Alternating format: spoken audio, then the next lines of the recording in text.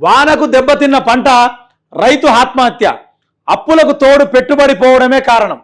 కొమ్రంభీం ఆసిఫాబాద్ జిల్లాలో విషాదం. వానకు దెబ్బతిన్న పంటను చూసి ఆత్మహత్య చేసుకున్నది కూడా మనం ఇక్కడ చూడవచ్చు. వార్త చెప్తున్నా, రైతుల మీద ఇద్దరు పగబట్టిరు. ఒకటేమో ప్రకృతి పగబట్టింది, ఇంకోటేమో రాష్ట్ర సర్కార్ పగబట్టింది. సరే, ప్రకృతి అంటే మన చేతిలో లేదు, అది ఒప్పుకుందాం, అందరు ఒప్పుకోవాల్సిన విషయమే. ఎప్పుడు వర్షం పడుతుందో తెలియదు, ఎప్పుడు ఎండ కొడుతుందో తెలియదు, ఎప్పుడు భూకంపం వచ్చేది తెలియదు, ఎప్పుడు సునామీలు వచ్చేది తెలియదు, ఎప్పుడు ఏమైతే దేవుని చేతుల్లో ఉంది, ప్రకృతి చేతిలో ఉంది. కానీ గవర్నమెంట్ను నడిపించేది చేతిలో మన చేతుల్లో ఉంది కదా, మనం ప్రకృతి కాదు కదా. మనం ఏదో మనం పడగొడతామని చెప్పేసి నాలుగు మంచి పనులు చేస్తామని చెప్పేసి రైతులు నమ్మి మనల్ని ఓటేసి గద్దెనెక్కి కూర్చోబెట్టిరు కదా.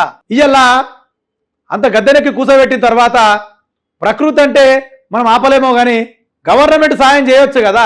గవర్నమెంట్ ముందస్తు చర్యలు తీసుకొని ఆ పత్తి రైతులే కావచ్చు, ఆ వడ్ల రైతులే కావచ్చు, ఆ మక్క రైతులే కావచ్చు, వాళ్ళని ఆదుకునే ప్రయత్నం చేస్తే బాగుంటుండే.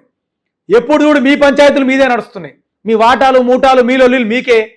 ఏమనంటే జూబ్లీస్ ఎలక్షన్స్ ఎక్కడికైనా కాంగ్రెస్ను గెలిపించుకొని బయట పడితే దాల్రా నాయన అంత తిరుగుతురు తప్ప ఎప్పుడైనా పట్టించుకున్న దాఖలాలు ఉన్నాయా రైతులని?